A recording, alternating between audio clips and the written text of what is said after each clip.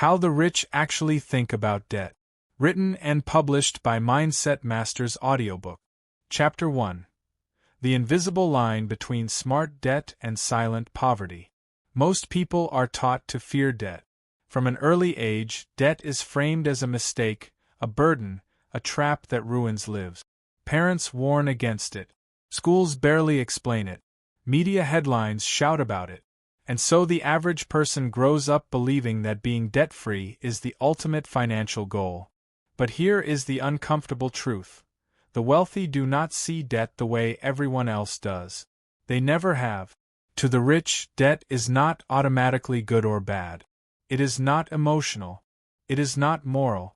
It is not shameful. Debt, in their minds, is a tool. And like any tool, its value depends entirely on how it is used, why it is used, and what it produces in return. This difference in thinking creates an invisible line.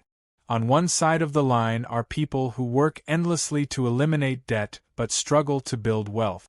On the other side are people who carry large amounts of debt on paper, yet grow richer year after year. The line is not intelligence. It is not luck. It is not access to secret information. It is mindset. The wealthy understand something most people never learn. Avoiding debt does not automatically create financial freedom. In many cases, it does the opposite. It limits growth, slows opportunity, and traps people in a cycle where time and effort are exchanged for money indefinitely. To understand how the rich actually think about debt, you must first unlearn the emotional stories you've been told about it. Debt is not the enemy. Ignorance is. Misuse is. Fear-based decisions are. The wealthy do not ask, "How fast can I pay this off?" They ask a far more powerful question. What does this debt allow me to control, create, or multiply? This question changes everything. Most people experience debt as pressure. Monthly payments feel like chains. Interest feels like punishment. The psychological weight of owing money creates anxiety and hesitation. That anxiety leads to overly cautious behavior. People delay action. They avoid risk. They stay small. The rich feel something very different. When debt is structured correctly, it feels like leverage. It feels like acceleration. It feels like time bending in their favor. This is because the wealthy separate debt into two distinct categories in their minds, even if they don't always label them explicitly. One category drains future income. The other expands future income. One steals time. The other buys time. One weakens financial position. The other strengthens it. Most people only experience the first category, so they assume all debt works that way. Consider how the average person uses debt. Credit cards are used for consumption. Loans are taken for depreciating items. Payments are made from earned income. Nothing new is created. No cash flow is generated. The debt exists only to support a lifestyle, not to build a system. When income slows or stops, the debt becomes suffocating. The wealthy avoid this trap not because they hate debt, but because they respect it. They understand that debt must be attached to something that produces value beyond its cost. If debt does not generate income, growth, or strategic advantage, it is treated as a liability in the truest sense. This is where the thinking gap begins. The rich think in terms of return, not repayment. They are far less concerned with how long a loan lasts and far more concerned with what that loan controls. Control is everything. Control over asset. Control over cash flow. Control over timing. Control over scale. When most people hear the word loan, they think about interest rates and monthly payments. When the rich hear the same word, they think about leverage ratios, opportunity cost, and scalability. The same object, completely different mental framework. This difference explains why someone can earn a high income and remain financially fragile, while another person with modest personal income builds enormous wealth. One focuses on eliminating obligations. The other focuses on expanding asset. The wealthy are not reckless. They are precise.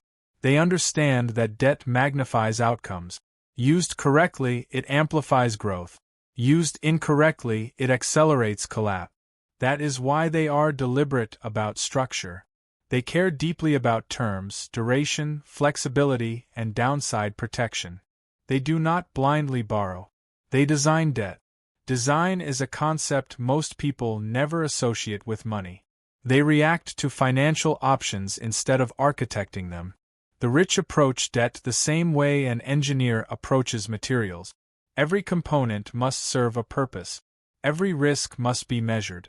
Every outcome must justify the input. This is why fear-based advice about debt is so misleading. Telling people to avoid all debt is like telling builders to avoid all tools because some tools can cause injury. It sounds safe, but it ensures mediocrity. Growth requires force. Leverage is force. Debt, when understood, is a controlled force. Another crucial difference is time horizon. Most people think in months. The wealthy think in decades. A loan that looks expensive over a year may be incredibly cheap over 10 years if it enables ownership of something that compounds. The rich are patient with repayment because they are obsessed with accumulation. They understand that money has a velocity. Money that sits still loses value to inflation. Money that circulates through productive systems multiplies. Debt allows them to move money they do not yet have into systems that start producing immediately. The system pays for the debt, not their labor. This is the core insight most people miss. The rich do not pay debt with effort. They pay it with structure. Assets absorb the burden. Cash flow handles the obligation. Their personal energy remains free to focus on expansion, strategy, and opportunity. When debt is attached to personal labor, it feels heavy. When debt is attached to productive assets, it feels light. The weight transfers from the individual to the system. This is why the wealthy are calm around large numbers that would terrify others. It is not because they are fearless. It is because the numbers are supported by mechanisms. They know exactly where the money comes from and where it goes. Uncertainty is minimized. Risk is managed, not avoided. Most people live in a constant state of financial uncertainty. Income depends on hours worked. Expenses are fixed. Any disruption creates panic. Debt magnifies that panic. The wealthy build buffers, redundancies, and optionality. Their debt exists inside a framework designed to survive shock. This is also why rich people rarely talk about being debt-free as a goal. Freedom, to them, is not the absence of obligations. It is the presence of control. Control over time. Control over decisions. Control over scale. A person with no debt but no assets is not free. They are dependent on continuous effort. A person with well-structured debt attached to strong assets may have obligations on paper, but they also have leverage working on their behalf every day. The tragedy is that most people never learn this distinction. They work hard to eliminate debt, celebrate temporary relief, and then stop. They never cross the invisible line. They never experience debt as a tool for expansion because they were taught only to experience it as a threat. This book exists to change that. Not by encouraging recklessness, not by glorifying borrowing, but by revealing the mental frameworks that separate destructive debt from strategic debt. By showing how the wealthy think before they borrow, while they borrow, and long after the loan is signed. Everything begins with mindset. Before numbers. Before strategies. Before decisions. Chapter 2. Why the wealthy don't obsess over interest rates the way everyone else does. For most people, the interest rate is the first thing they look at when considering debt. It feels logical. A lower rate feels safe. A higher rate feels dangerous. Entire financial decisions are often made or abandoned based on a single percentage point. But this obsession reveals a deeper misunderstanding of how debt actually works. The wealthy do care about interest rates, but not in isolation. They do not treat the rate as the deciding factor. They treat it as one variable inside a much larger equation. What matters far more to them is what the debt does, not what it costs in theory. This is where the average thinker and the wealthy thinker diverge sharply. Most people ask, how expensive is this loan? The wealthy ask, what does this loan make possible that I could not do otherwise? That question reframes everything. An interest rate is meaningless without context. A 5% loan used for consumption is expensive. A 10% loan used to acquire an asset that produces 20% returns is cheap. The rich understand this intuitively. They judge debt by spread, not by rate. The spread is the difference between what the money costs and what it earns. If the spread is positive and sustainable, the interest rate becomes secondary. This is why wealthy individuals are often willing to accept higher rates than the average borrower.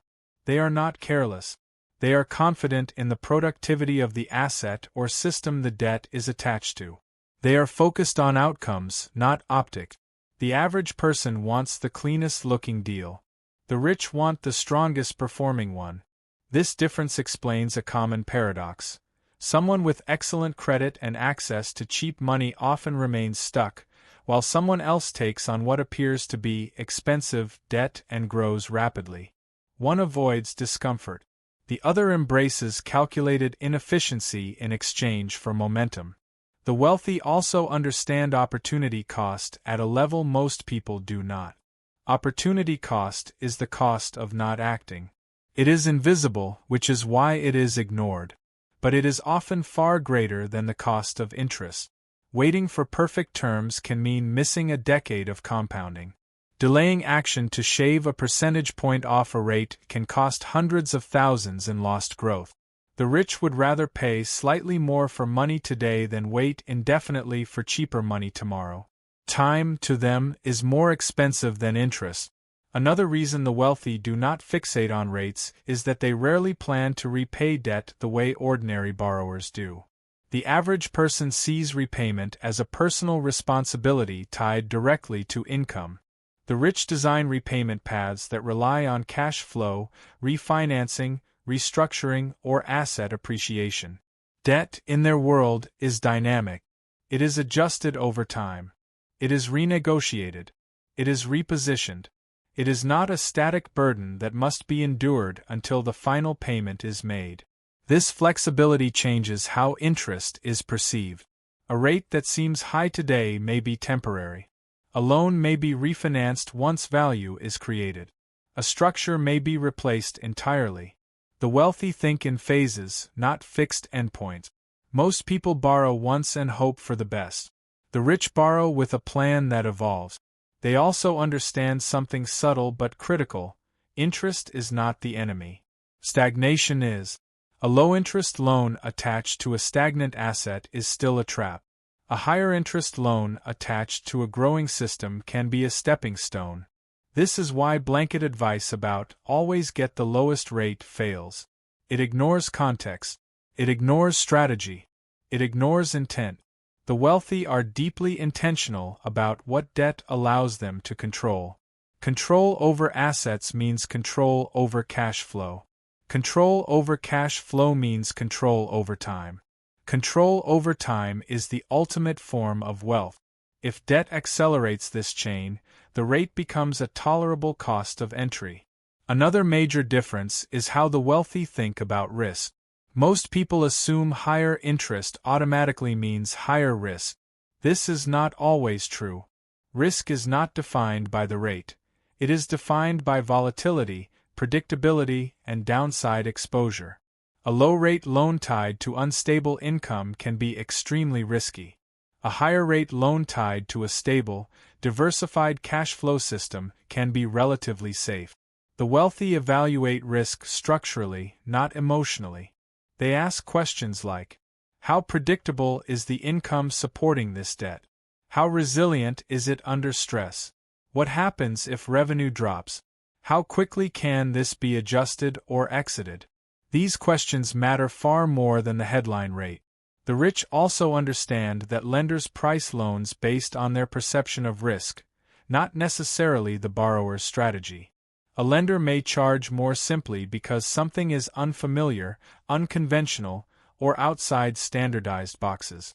The wealthy are willing to accept that premium if they understand the underlying mechanics better than the lender does. They trust their analysis more than the market's assumptions. This is not arrogance. It is preparation. Another critical mindset shift is that the wealthy do not personalize debt costs. They do not see interest as money being taken from them. They see it as money being paid by the system they control. This psychological separation reduces fear and improves decision-making. When interest is paid from personal income, it feels painful. When it is paid from asset-generated cash flow, it feels operational. It becomes a line item, not a threat. The average person merges identity with finances. The rich keep them separate. This separation allows the wealthy to remain calm and rational. They do not panic when rates fluctuate. They adapt structures. They shift strategies. They play the long game. They also recognize that focusing too much on rates often leads to underleveraging. Fear of cost leads to inaction. Inaction leads to missed growth. Over time, this creates a widening gap between those who acted imperfectly and those who waited perfectly. The wealthy choose motion over perfection. This does not mean they ignore numbers. They are deeply numerate. But they know which numbers deserve attention. Cash flow coverage, margin of safety, scalability, and optionality matter more than the difference between 6% and 7%. Interest rates are visible. These other factors are not. The untrained eye fixates on what is easiest to see. The wealthy train themselves to see what others overlook. Ultimately, the reason the rich do not obsess over interest rates is simple. They understand leverage as a system, not a transaction. The loan is only one part of a much larger machine. Judging the entire machine based on one component would be foolish. Once you adopt this mindset, your questions change. Your fear diminishes. Your decisions become more strategic. You stop asking how cheap the money is. You start asking how powerful it can be. And that shift alone places you on a very different financial path. Chapter 3. Cash Flow First. Why the wealthy care more about movement than ownership. One of the most misunderstood ideas in personal finance is the obsession with ownership. Most people are taught that owning things outright is the ultimate sign of financial success. A paid-off house. A car with no loan. No balances anywhere. On the surface, this sounds responsible. It sounds mature. It sounds safe. But the wealthy do not organize their financial lives around ownership. They organize them around cash flow. This distinction explains why someone can own many things and still feel trapped, while another person owns relatively little outright yet lives with extraordinary freedom. The difference is not how much is owned. It is how much money moves without constant personal effort. The rich understand that ownership without movement is static. Static wealth feels comforting, but it rarely creates momentum. Cash flow, on the other hand, is dynamic. It fuels options. It absorbs shocks. It allows decisions to be made from strength rather than desperation. This is why the wealthy are willing to carry debt longer than most people would ever feel comfortable doing. If an asset produces consistent, reliable cash flow, paying it off early may actually reduce overall financial power. The debt is not the problem. Stagnation is. Most people feel relief when debt disappears because their income is fragile. Removing a payment reduces pressure. The wealthy feel relief when systems are built that pay obligations automatically. Their pressure disappears without eliminating the structure. This is a subtle but profound shift. The average person thinks in terms of net worth snapshot. How much do I own minus how much do I owe right now? The wealthy think in terms of financial motion pictures. How does money move through my life over time? What repeats? What scales? What grows without my presence? Cash flow answers those questions. Ownership does not. This is why the wealthy often resist paying off productive debt early. Doing so ties up capital that could be deployed elsewhere. It reduces leverage. It limits flexibility. A paid-off asset may feel clean, but it may also be inefficient. Efficiency matters deeply to the rich. They are not sentimental about money. They do not attach emotional value to being debt-free. They attach value to resilience and expansion. Consider how this mindset plays out in real decisions. Most people, when they come into extra money, rush to eliminate debt. The wealthy pause. They ask whether that debt is costing them more than alternative uses of the capital. If the debt is low friction and supported by cash flow, paying it off may actually be a downgrade. This idea feels uncomfortable because it contradicts conventional advice. But discomfort is often a sign that a deeper truth is being encountered. The wealthy are not anti-ownership. They simply understand that ownership is a byproduct of successful systems, not the goal itself. They want to control assets that generate income, whether or not those assets are fully paid off. Control is the keyword. You can control an asset without owning it outright. You can benefit from appreciation, income, and leverage long before the final payment is made. The rich are comfortable operating in this space because they understand the mechanic. Most people want certainty. The wealthy want adaptability. Cash flow creates adaptability. It gives breathing room. It allows mistakes to be corrected and opportunities to be seized. Ownership alone does not do this unless it is paired with income generation. This is why the wealthy evaluate debt primarily through the lens of cash flow coverage. Can the asset comfortably service the debt while leaving excess? Is the income stable? Is it diversified? Is it growing? If the answer is yes, the debt becomes almost invisible. It fades into the background of operations. The focus shifts to optimization, not survival. When cash flow is weak or non-existent, debt feels loud. It dominates attention. It creates anxiety. This is the experience most people associate with borrowing, so they assume all debt works this way. The wealthy experience something different because they design for flow first. Another critical aspect of this mindset is liquidity. Ownership often comes at the expense of liquidity. Money locked into fully paid assets is harder to move. It is slower. It requires selling, refinancing, or restructuring to access. The wealthy value liquidity because it preserves optionality. Options are power. The ability to act quickly, to pivot, to respond to changes. This is where advantage lives. Debt, when paired with cash flow, preserves liquidity. Instead of sinking all capital into ownership, the wealthy keep resources flexible. This flexibility allows them to weather downturns and capitalize on moments others cannot. This is also why the rich rarely rush to celebrate milestones like paid off. Those milestones feel good emotionally, but they do not always improve strategic position. The wealthy are willing to delay emotional satisfaction in exchange for long-term advantage. This patience is not accidental. It is trained. They understand that the goal is not to eliminate obligations but to make them irrelevant. When systems work, obligations lose their power. Another reason cash flow matters more than ownership is scalability. Ownership is finite. You can only own so much outright with personal resources. Cash flowing systems can be expanded through leverage, partnerships, and reinvestment.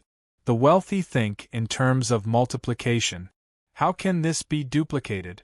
How can it be layered? How can it be expanded without linear effort? Debt enables this when used carefully. It allows the same base capital to control more productive capacity. Ownership without leverage limits scale. Cash flow with leverage expands it. This is not about greed. It is about understanding the mechanics of growth. The wealthy also recognize that inflation quietly erodes static ownership. Money tied up in assets that do not produce income is vulnerable. Cash flow provides protection. It adapts. It adjusts. It grows alongside cost. This is another reason the rich prioritize movement. A system that produces income can respond to changing conditions. A static asset cannot. Emotionally, this way of thinking requires maturity. It requires comfort with complexity. It requires trust in systems rather than personal effort alone. Most people never develop this comfort because they are taught to simplify money to avoid mistake. The wealthy simplify outcomes, not structures. They are willing to manage complexity if it produces clarity over time. This is why they build teams, advisors, and processes. They do not try to do everything themselves. Cash flow allows delegation. Delegation frees focus. Focus drives growth. Ownership alone often traps people into doing everything themselves.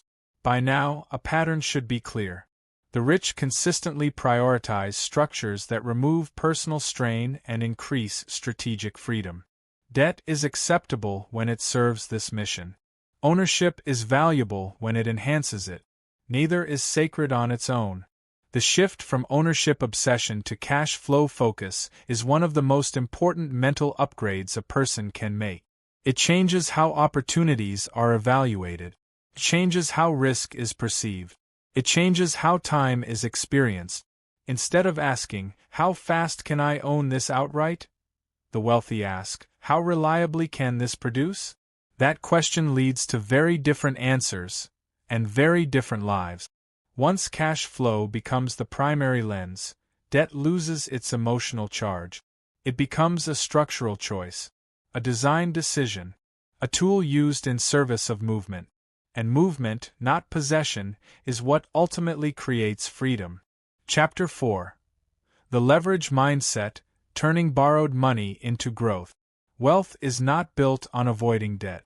It is built on using debt intelligently. This is a principle most people never truly grasp because they are trained to fear any obligation. To the rich, however, debt is not a burden, it is a lever. And understanding leverage is where ordinary financial thinking ends, and extraordinary financial thinking begins. Leverage is the ability to control a large resource with a smaller base of capital. It multiplies outcomes. It accelerates growth. It turns time, effort, and money into far more than they would be alone. Debt, in its purest form, is a primary instrument of leverage. The wealthy do not fear it, they master it. The ordinary person looks at leverage and sees risk. The wealthy look at leverage and see opportunity. The difference lies in mindset. Most people borrow only when absolutely necessary.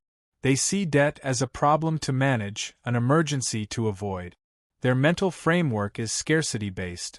I do not have enough, so I will borrow cautiously. This scarcity mindset creates hesitation. It leads to missed opportunities. It keeps people small. The wealthy operate in abundance. I can use other people's resources to create more value for myself. This shift is subtle but transformative. Scarcity seeks to minimize exposure. Abundance seeks to maximize advantage. Leverage is not about recklessness. It is about strategic amplification. The wealthy do not borrow randomly or impulsively. Every loan, every obligation, every leveraged investment is chosen carefully, evaluated for both potential upside and controlled downside. Risk is not avoided, it is managed. To understand leverage, consider the difference between two scenarios. The cautious approach. An individual saves for 10 years to buy an income-producing property outright. Progress is slow and opportunity costs accumulate in the meantime. The leverage approach.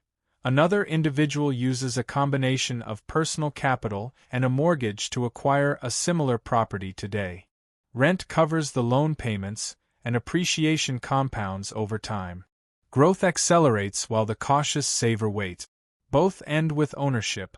Both achieve the same tangible asset. But the second scenario produces wealth faster, creates cash flow, and leverages time more effectively. This is the essence of how the rich think about debt. It is not about immediate ownership, it is about speed, control, and compounding returns. Another critical aspect of leverage is asset quality. The wealthy borrow against things that generate predictable value. They avoid borrowing against volatility or speculation unless the reward is extraordinary and controlled. Debt attached to reliable income-producing assets feels almost weightless because the system itself sustains the obligation. This is why wealthy individuals rarely carry debt attached to consumption. A mortgage, yes, but it is paired with a long-term plan, often structured to produce more value than its cost. A loan for depreciating items like cars or electronics? Rarely. That is emotional debt, not leveraged debt. Leverage also requires thinking beyond individual asset. It is systemic. Wealthy people consider how each debt instrument interacts with their broader portfolio. One loan might increase exposure in one area but reduce risk in another. They measure not just the immediate cost, but the overall strategic position it creates. This is why leverage can be invisible to outsiders. On paper, a wealthy individual may have millions in debt. To the untrained eye, it looks dangerous. In reality, the debt is carefully aligned with cash flow, assets, and growth projections. It is not a problem, it is a mechanism for expansion. Timing is another cornerstone. The wealthy understand that leverage is not static.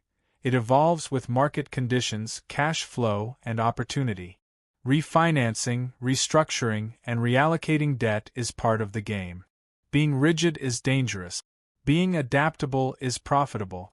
The mental model is simple. Debt amplifies the outcome of actions, but only if those actions are correct. Poor decisions magnified by debt are catastrophic. Good decisions magnified by debt are transformative. This creates a framework where risk is intentional, controlled, and calculated, not avoided blindly. Most people never see this because they react to debt emotionally rather than strategically. Fear drives their behavior. Interest rates, monthly payments, and balances dominate thinking.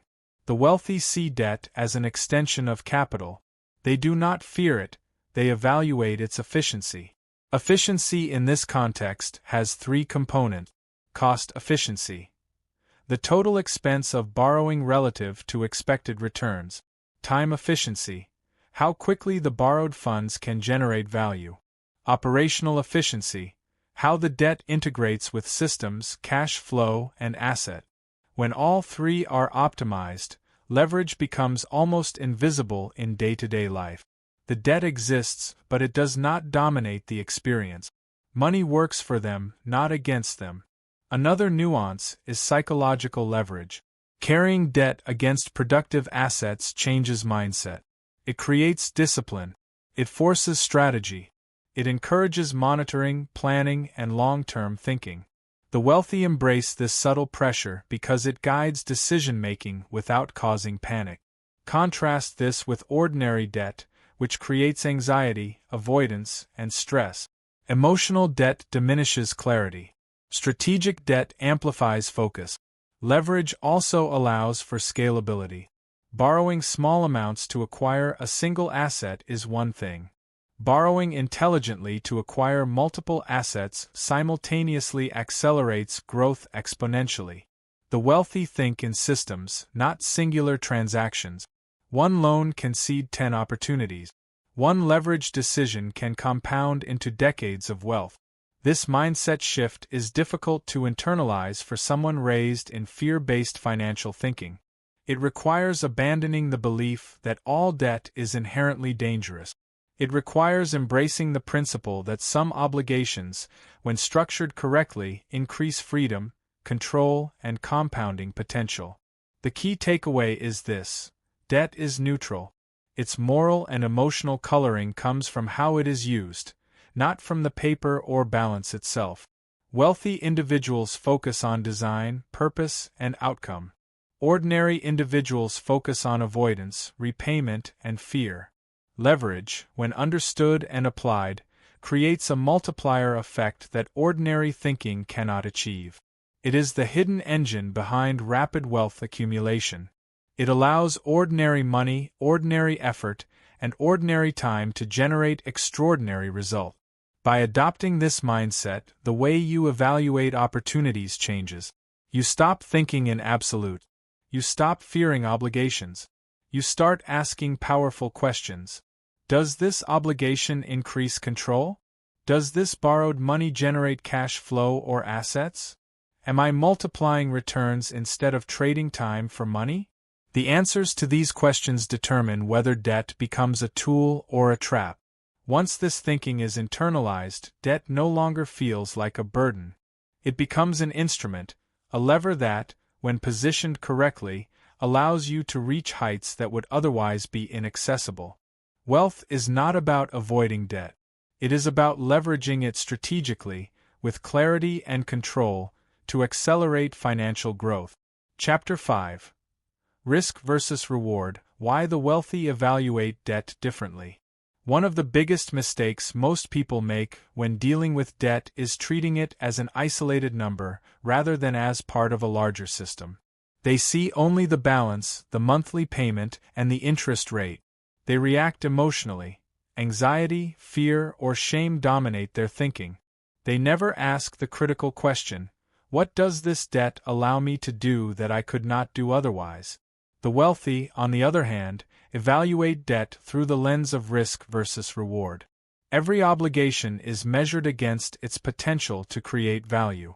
They understand that debt is not inherently bad. It is neutral. Its impact depends entirely on how it is structured and what it produces. This mindset is transformative. Ordinary people try to eliminate risk entirely. The wealthy seek controlled risk, risk that has been measured, calculated, and offset by strategy. They do not gamble blindly, but they are willing to take calculated chances when the potential reward justifies the exposure.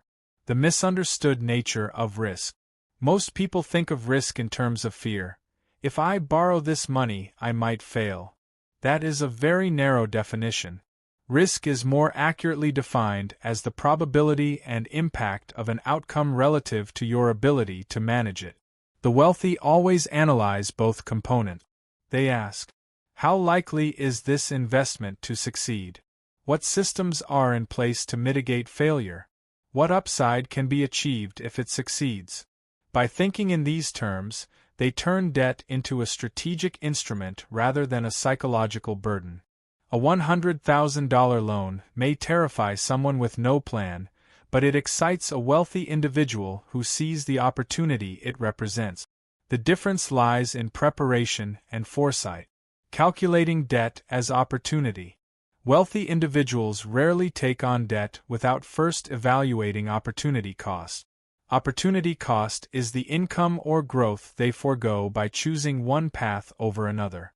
This is why they are not obsessed with simply paying off debt as quickly as possible.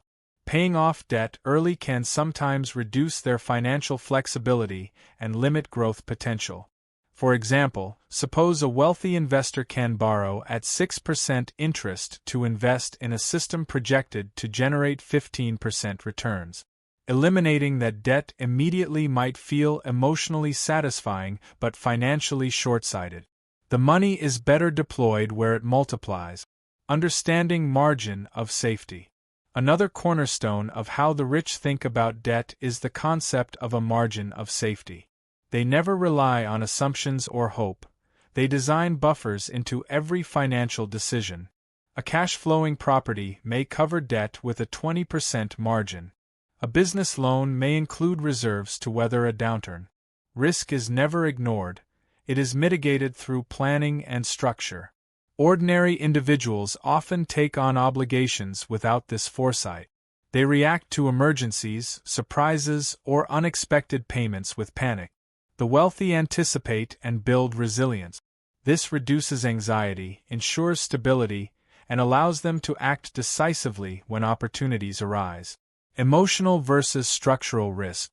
Debt is psychologically heavy when it feels personal. Most people absorb the obligation directly into their identity. I owe money. I am in trouble. I have failed. This emotional attachment makes risk feel larger than it is. The wealthy detach debt from personal identity. They view it structurally, as a line item within a controlled system. This subtle shift transforms fear into calculation. Obligations no longer dominate their thinking. They are components of a strategy. Timing is everything. Risk is also tied to timing. The wealthy evaluate when to borrow and how long to carry debt relative to opportunity. Early access to borrowed funds often outweighs slightly higher interest costs.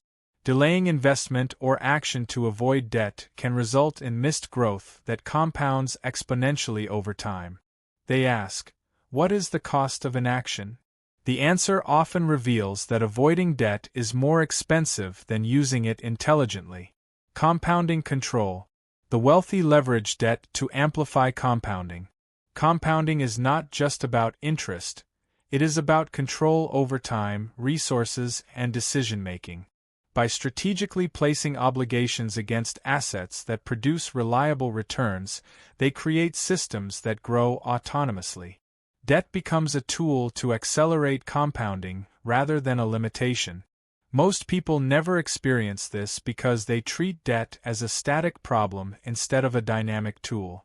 By the time they realize the opportunity, they are behind, paying off obligations that could have been leveraged into growth.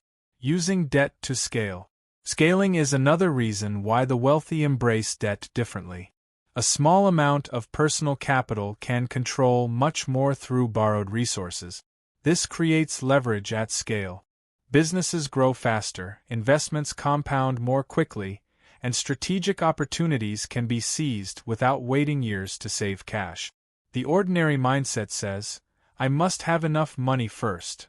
The wealthy mindset says, I can use borrowed resources to generate more than I could with only my money.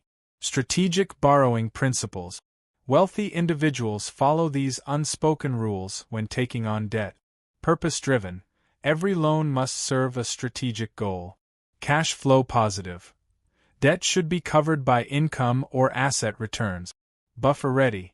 Systems must withstand unexpected downturns. Time aware. They borrow when the opportunity is ripe, not when the calendar says it's safe. Optionality focused. Debt should enhance flexibility, not reduce it. These principles form a mental framework that turns fear-based obligations into measured, growth-oriented decisions. The psychological advantage. Finally, how the wealthy evaluate risk versus reward gives them a psychological edge. While others hesitate, they act decisively. While others fret over payments, they plan expansions. While others shrink from challenges, they multiply outcomes.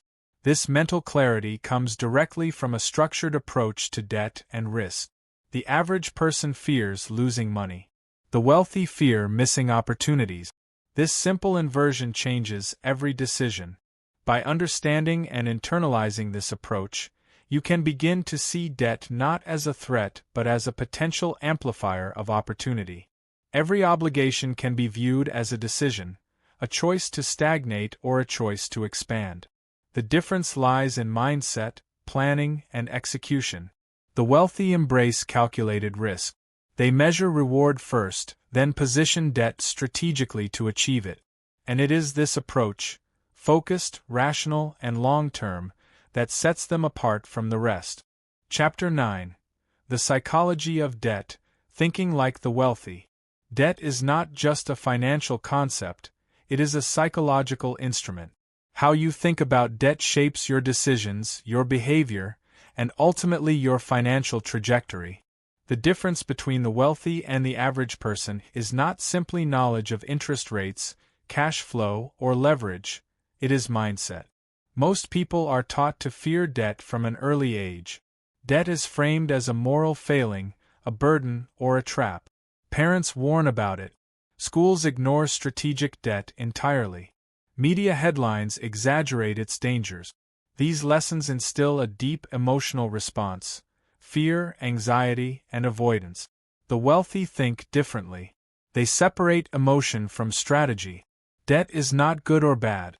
It is a tool. Its value depends entirely on how it is used. This subtle but crucial mental distinction underpins every decision they make involving money, investment, and growth. Emotion versus strategy. For the average individual, seeing a balance owed triggers stress. They imagine worst-case scenarios, obsess over payments, and often make poor decisions to alleviate anxiety, sometimes selling assets, avoiding opportunities, or even avoiding borrowing altogether. Wealthy individuals, by contrast, see debt as a system to be optimized, not a threat to be feared. They evaluate. What does this debt enable me to do? How does it interact with my cash flow? What is the upside relative to the cost? By focusing on strategic outcomes, the wealthy remove emotional bias. Decisions are guided by logic, not fear. The result is consistency, clarity, and confidence, key factors in wealth accumulation. Debt as a tool for mental discipline. Interestingly, debt can also function as a mechanism to strengthen discipline. When structured correctly, it encourages monitoring of cash flow, accountability for obligations, clarity in decision-making. The wealthy embrace this psychological edge. Instead of avoiding responsibility, they design obligations that keep their financial systems aligned and disciplined. Ordinary debt, used for consumption, imposes emotional strain without producing value. Strategic debt, used for growth, imposes productive pressure that sharpens focus. Long-term thinking. The wealthy operate with a long-term horizon. While most people view debt as an immediate concern, they evaluate obligations in decades, not months. A mortgage, business loan, or investment-backed loan is considered for how it contributes to long-term control, optionality, and wealth creation. This long-term mindset allows them to tolerate temporary obligations, market fluctuations, and interest costs, understanding that the benefits of action now outweigh short-term discomfort. In contrast, short-term thinking leads to impatience, risk aversion, and missed opportunities. Separating identity from finances. A major psychological advantage the wealthy have is their ability to detach personal identity from financial obligations. Ordinary people often internalize debt as failure. I owe money, therefore I am irresponsible. Debt is shameful, therefore I have failed. The wealthy avoid this trap. Debt is not a reflection of character, it is a lever for opportunity. By separating identity from financial metrics, they maintain confidence, clarity, and decisiveness even in complex or high-stakes situations. Cognitive biases the wealthy avoid. There are several cognitive biases that most people fall prey to when handling debt. Loss aversion.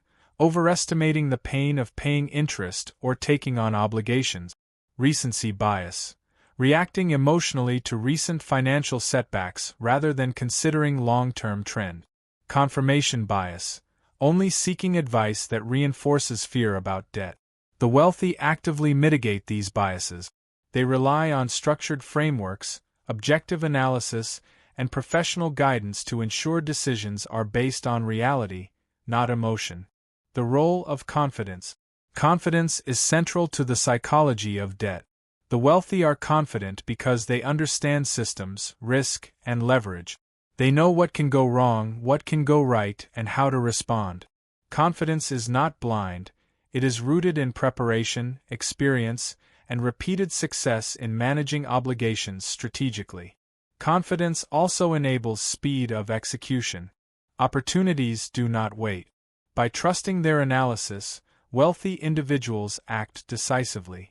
The average person hesitates, missing compounding growth and first-mover advantages. Redefining debt-free.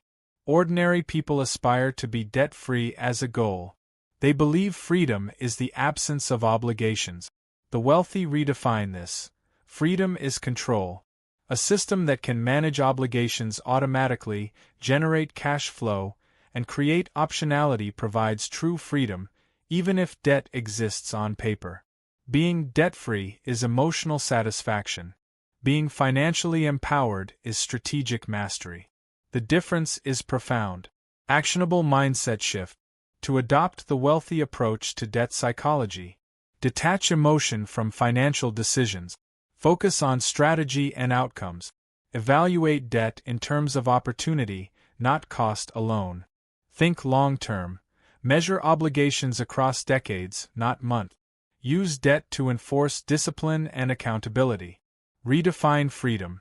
Aim for control over systems, not merely elimination of debt. Develop confidence through preparation. Understand systems, risk, and leverage before acting. These shifts are subtle but powerful. They change the way every decision is evaluated, every obligation is approached, and every opportunity is seized. The bottom line: the wealthy approach debt with a calm, strategic, and confident mindset. They see opportunities where others see threats, and they act decisively when others hesitate. Debt is not inherently good or bad, it is a tool. How you think about it determines whether it serves as a trap or as a powerful lever for growth. Mastering the psychology of debt is not about removing obligations. It is about thinking differently, acting strategically, and positioning yourself to multiply outcomes. Chapter 10: Strategic Debt: Using Borrowed Money to Multiply Wealth. By now, it should be clear that the wealthy do not see debt the way most people do. They do not fear it, they do not obsess over paying it off prematurely, and they do not treat it as a moral failing. Instead, they treat debt as a strategic tool, an instrument for multiplying opportunities, controlling cash flow, and building wealth faster than self-funded growth alone would allow. Understanding strategic debt requires seeing beyond the monthly payment. The wealthy do not evaluate debt solely by its cost. They evaluate it by its impact, flexibility, and ability to generate controlled returns. Debt as a growth multiplier. The core principle of strategic debt is simple: borrow to acquire assets that produce more than the cost of the debt. This principle applies across real estate, businesses, and investment. For example, a rental property financed with a mortgage generates monthly cash flow that exceeds the mortgage payment. The mortgage does not feel like a burden, it feels like a lever amplifying returns. A business loan allows an entrepreneur to hire talent, purchase inventory, or expand into new markets. The borrowed money produces revenue and long-term growth that would not have been possible otherwise. The wealthy use debt in this way repeatedly. Every obligation is evaluated for its ability to produce net positive outcomes, not for its appearance on a balance sheet. Understanding the true cost of debt. Most people focus exclusively on interest rate. They look for the lowest possible rate and treat the loan as a cost to minimize. This is understandable but incomplete. The wealthy understand that the true cost of debt includes opportunity cost of using personal capital versus borrowed capital, time value of acting sooner rather than later, risk-adjusted returns relative to other investment options. They compare these factors systematically to decide whether a debt instrument creates more value than it costs. If it does, they borrow. If it does not, they wait, restructure, or decline. The leverage multiplier. Debt multiplies wealth because it allows the same amount of capital to control greater productive capacity. Consider this simplified scenario. You have $50,000 in cash. You could purchase a single income-producing asset outright. Alternatively, you could leverage $50,000 as a down payment on multiple properties or business expansions. Each borrowed dollar creates additional cash flow and long-term growth potential.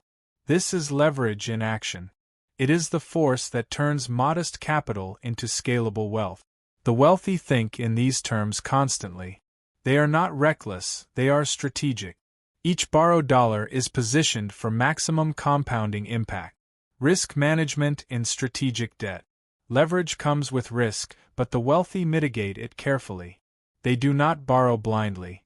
They borrow with planned contingencies, cash flow coverage, and exit strategies. Risk is quantified, not feared. For example, a rental property financed with a mortgage will only be purchased if projected rental income covers mortgage payments with a buffer. Market conditions allow for long-term appreciation. There is a reserve fund for unexpected expenses. These calculations allow them to borrow confidently, knowing that the structure is designed to withstand volatility. The debt amplifies gains, but it does not threaten financial survival. Timing and opportunity. Strategic debt is not just about the amount borrowed, it is also about timing. The wealthy often act quickly to seize opportunities that others cannot afford or are too afraid to pursue. Waiting to accumulate 100% personal capital can mean missing time-sensitive opportunities that would generate outsized returns.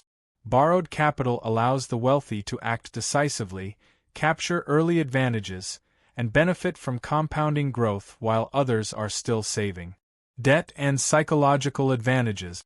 Using debt strategically also confers a psychological advantage. When leveraged correctly, debt encourages disciplined planning and cash flow management, reinforces long-term thinking, reduces unnecessary emotional fear around financial decisions, promotes confidence in taking calculated risk. Ordinary individuals often let emotional stress dominate their decision-making, causing hesitation or poor choices. The wealthy convert the potential stress of debt into focused action. Asset versus liability. The wealthy distinction. A key principle of strategic debt is distinguishing between productive assets and consumptive liabilities. Assets generate income, appreciation, or leverage potential. Debt on assets is acceptable because the returns exceed the cost. Liabilities do not produce income or value. Debt on liabilities is avoided because it drains resources without providing opportunity. The wealthy focus on increasing assets financed through strategic debt while minimizing liabilities. This mindset creates a compounding system of growth rather than a cycle of consumption and repayment. Scaling wealth with strategic debt. The wealthy use strategic debt not only to acquire individual assets but also to scale systems and enterprises.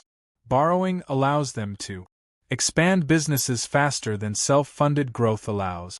Acquire multiple properties or investments simultaneously. Enter markets with a first-mover advantage. By scaling through debt, they accelerate wealth accumulation without requiring a proportional increase in personal capital. This is how ordinary capital becomes extraordinary. Practical applications. Even if you are not yet wealthy, you can adopt these strategies. Evaluate debt based on its ability to generate controlled positive returns. Use borrowed capital to act sooner on high-quality opportunities. Maintain reserves and contingency plans to manage risk. Focus borrowing on productive assets rather than consumption. Plan strategically for timing, leverage, and scaling effect. Detach emotion from obligations. Treat debt as a mechanical tool, not a moral issue. By thinking this way, debt becomes an instrument for growth, rather than a limitation. The core takeaway. Strategic debt is about amplification, timing, and control. It is the difference between slow, constrained progress and exponential growth. The wealthy leverage it as a calculated system, using borrowed resources to multiply cash flow, expand opportunities, and accelerate wealth building. Debt is neutral. Its power depends entirely on how it is used, structured, and managed. When used strategically, it is not a risk. It is a vehicle for financial freedom and compounding advantage. Chapter 11. Mastery of Debt, Turning Obligations into Opportunity. To the wealthy, debt is neither inherently good nor inherently bad. It is a tool, a lever that, when used strategically, accelerates growth, creates options, and multiplies results. Mastering debt requires a combination of mindset, timing, strategy, and disciplined execution. Most people fear debt, associating it with stress, risk, or failure. They focus on balances, monthly payments, and interest, letting emotion dictate decisions. The wealthy think differently. They view debt as a mechanical instrument, a neutral resource whose value is determined by how it is used. The first principle of debt mastery is cash flow over ownership. Wealthy individuals prioritize assets that generate income sufficient to cover obligations while leaving excess for reinvestment. Ownership without movement is static. Cash flow is dynamic and scalable. Second, debt must be strategic and leveraged wisely. Borrowed money should amplify growth, accelerate compounding, and increase control. The wealthy act decisively, seizing opportunities when timing is optimal rather than waiting to accumulate capital. Waiting often means losing first-mover advantage or missing compounding potential. Risk management is central. Strategic debt is never reckless.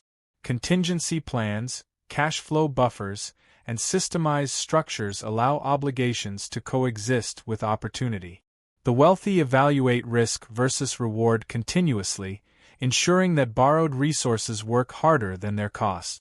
Psychologically, mastery of debt requires detaching emotion from financial decisions. Obligations are not moral measures, they are vehicles for freedom and expansion. Fear is replaced by calculation, preparation, and confidence. By thinking in systems, not transactions, the wealthy act consistently and decisively. Finally, the wealthy redefine freedom. It is not the absence of debt but the control over cash flow, assets, and options. Debt becomes a vehicle for compounding wealth, scaling opportunities, and achieving financial independence. In summary, debt mastery combines strategic use, disciplined execution, long-term thinking, and psychological clarity. When approached this way, obligations are transformed from burdens into powerful levers that create wealth, freedom, and lasting opportunity.